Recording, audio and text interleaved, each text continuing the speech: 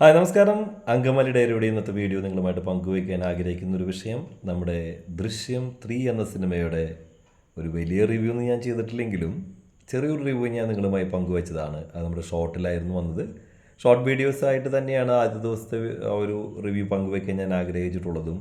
ഏതായാലും ഒരു 2-3 ദിവസം കഴിഞ്ഞിട്ട് ഇതിൻ്റെ ഡീറ്റെയിൽ ആയിട്ടുള്ള റിവ്യൂമായിട്ട് വരാം.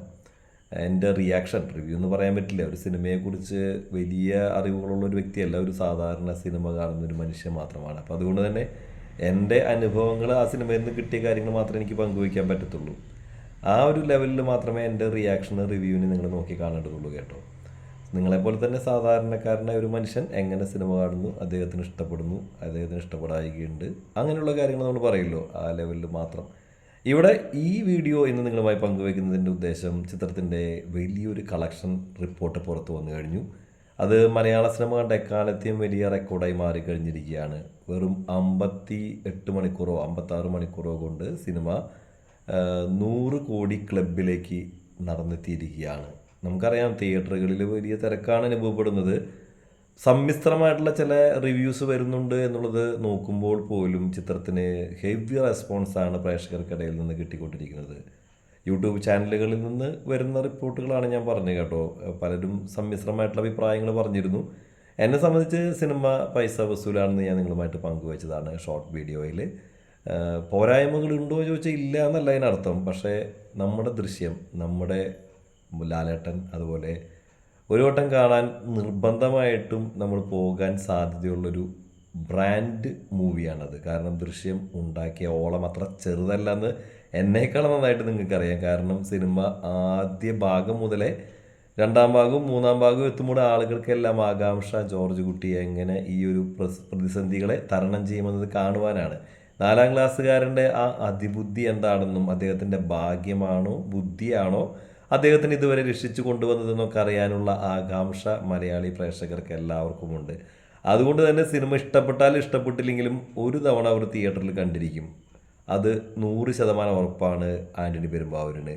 അദ്ദേഹത്തെ പോലുള്ള ഒരു മികച്ച മാർക്കറ്റിംഗ് അറിയുന്ന ഒരു നിർമ്മാതാവിനെ സംബന്ധിച്ചിടത്തോളം, ബിസിനസ് അറിയുന്ന ഒരു നിർമ്മാതാവിനെ സംബന്ധിച്ചിടത്തോളം ഇത് 100 കോടി എത്തിയില്ലെങ്കിലേ അത്ഭുതമുള്ളൂ.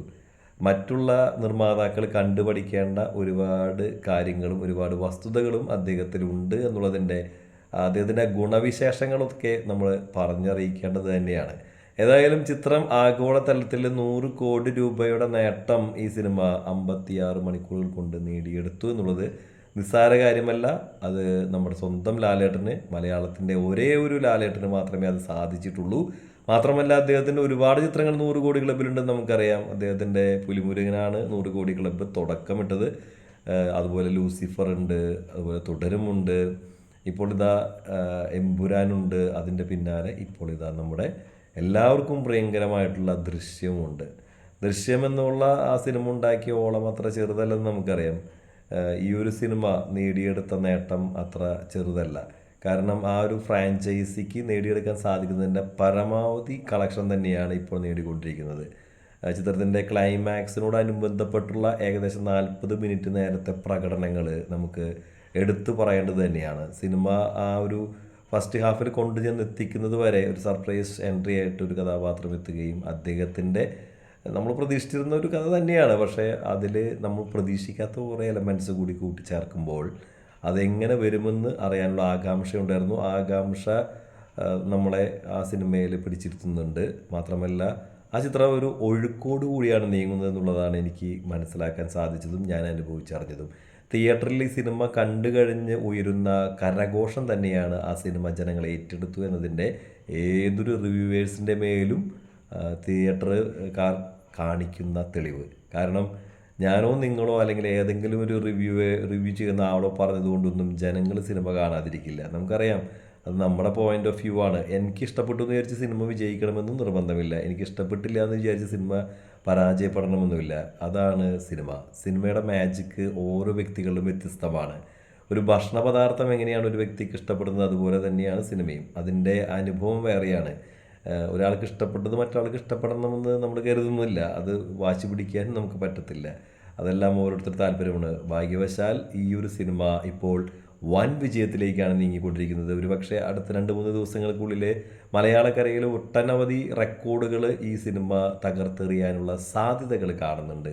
ഏതായാലും ദൃശ്യം സിനിമ ഉണ്ടാക്കുന്ന ഓളത്തെക്കുറിച്ച് ഞാൻ പറയാതെ തന്നെ നിങ്ങൾക്ക് അറിയാവുന്ന കാര്യമാണ്. ഇപ്പോൾ ബുക്ക് മൈ ഷോയിലൊക്കെ, ബുക്ക് മൈ ഷോ എന്ന് പറഞ്ഞ സ്ഥാപനത്തിൻ്റെ ആ ഒരു പ്രസ്ഥാനത്തിൻ്റെ ആളുകൾ, ആ ഒരു ബിസിനസ്സിൻ്റെ ആളുകൾ തന്നെ വന്ന് ആ പേജിൽ പങ്കുവെക്കുകയുണ്ടായി നമ്മുടെ ജോർജ് കുട്ടിയുടെ ആ ഒരു വലിയ റാംപേജ് എന്താണെന്ന്, അദ്ദേഹത്തിൻ്റെ ആ ഒരു വിന്നിങ് സീരീസ് എന്താണെന്ന് നമ്മൾ കാണിച്ചു തരികയായിരുന്നു. ആ കഥാപാത്രം മലയാള സിനിമയ്ക്ക് എന്താണെന്നും ഏതാണെന്നും ഞാൻ പറയാതെ തന്നെ നിങ്ങൾക്കറിയാം. അത് തന്നെ സംഭവിച്ചു. ഇപ്പോഴും എക്സ്ട്രാ ഷോകൾ കൊണ്ട് ആറാട്ട് നടത്തുകയാണ് നമ്മുടെ ലാലേട്ടനും ആൻ്റണി പെരുമ്പാവൂരും ജിത്തു ജോസഫും കൂട്ടരും. കാരണം ഇത് അങ്ങനെ നിസ്സാരമായിട്ട് പോകാൻ ഉദ്ദേശിച്ചിട്ടുള്ള സിനിമയല്ല. ഈ സിനിമ നേടിയെടുത്തിരിക്കുന്ന നേട്ടം അത്ര ചില്ലറയുമല്ല. ആദ്യ ദിവസത്തെ കളക്ഷൻ തന്നെ എമ്പുരാന് തൊട്ട് താഴെ വന്ന് നിൽക്കുകയായിരുന്നു നമുക്കറിയാം. 55 കോടിയോളം നേട്ടം നേടിയ സിനിമ മൂന്നാമത്തെ ദിവസം എത്തുമ്പോൾ 100 കോടി എത്തിയില്ലെങ്കിലേ അത്ഭുതമുള്ളൂ.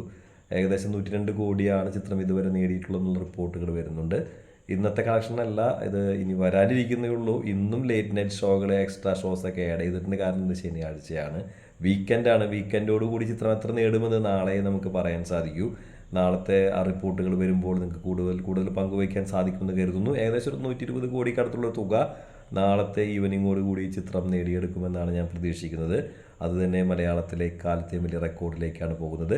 മലയാളം സിനിമയുടെ ആഭ്യന്തര വിപണിയിൽ മാത്രമുള്ളൊരു നേട്ടം ഈ സിനിമ ഇപ്പോൾ തന്നെ സ്വന്തമാക്കി കഴിഞ്ഞു. ഇനിയും ഈ സിനിമയുടെ മുന്നോട്ടുള്ള റണ്ണിങ്ങിൽ ഉറപ്പിക്കാം, ലോകയുടെയും അതുപോലെയുള്ള വാഴ തുടങ്ങിയ സിനിമകളുണ്ടാക്കിയ റെക്കോർഡുകളെല്ലാം തന്നെ സിനിമ തൂത്തെറിയാനുള്ള സാധ്യതകളുണ്ട്. തുടരുമെന്ന സിനിമയുടെ റെക്കോർഡുകളൊക്കെ ഇത് ഇപ്പോൾ തന്നെ വലിച്ചെറിഞ്ഞു കഴിഞ്ഞു. അത് ഇനിയും തുടരുക തന്നെ ചെയ്യും. നമ്മുടെ ലാലേട്ടൻ്റെ ആ ഒരു വിജയയാത്രയിൽ സന്തോഷമുണ്ട്.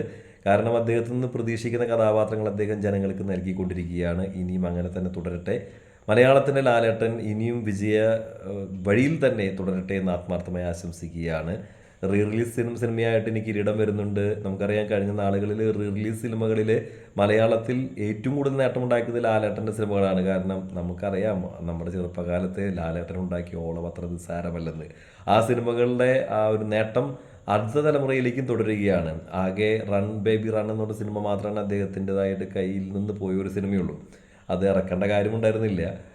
പിന്നീട് വന്ന നമുക്കറിയാം രാവണപ്രഭു, പിന്നീട് എന്നല്ല അതിനു മുന്നേ വന്ന രാവണപ്രഭു അതുപോലുള്ള സിനിമകൾ ഉണ്ടാക്കിയ നേട്ടം ചില്ലറ കാര്യമല്ല. സമ്മർ ഇൻ ബത്ലഹേമിലും അദ്ദേഹത്തിന് വലിയൊരു നേട്ടമുണ്ടാക്കിയെടുക്കാൻ സാധിച്ചിട്ടില്ല. കാരണം അത് അദ്ദേഹത്തിൻ്റെ സിനിമ എന്ന് പറയാൻ പറ്റത്തില്ല. എങ്കിലും അതിൽ അദ്ദേഹം ഗസ്റ്റ് റോൾ ചെയ്തിട്ടുണ്ട്. അതും ഈ ഒരു റൺ ബൈ റണ്ണുമാണ് നഷ്ടമുണ്ടാക്കിയ സിനിമകളെന്ന് പറയാൻ പറ്റുകയുള്ളൂ. എന്നാൽ അതിനു മുമ്പുണ്ടായിരുന്ന രാവണപ്രഭു, സ്ഫടികം, അതുപോലെ ദേവദൂതൻ, അതുപോലെ ഉള്ള സിനിമകൾ, മണിച്ചിത്രത്താഴ് പോലുള്ള സിനിമകൾ ഉണ്ടാക്കിയ ഓളം അത്ര നിസ്സാരമല്ല. അത് എഴുതി തള്ളാൻ സാധിക്കില്ല. കാരണം ലാലേട്ടനാണ്. മലയാളത്തിൻ്റെ സ്വന്തം ലാലേട്ടൻ്റെ എൽ ബ്രാൻഡിൻ്റെ വിജയകഥ തന്നെയാണ്. അത് തുടരുക തന്നെ ചെയ്യുകയാണ്. അതേ ലാലേട്ടൻ വീണ്ടും 100 കോടി ക്ലബിലേക്ക് എത്തിയിരിക്കുകയാണ്. ഹാറ്റ്സ് ഓഫ് യു ലാലേട്ട.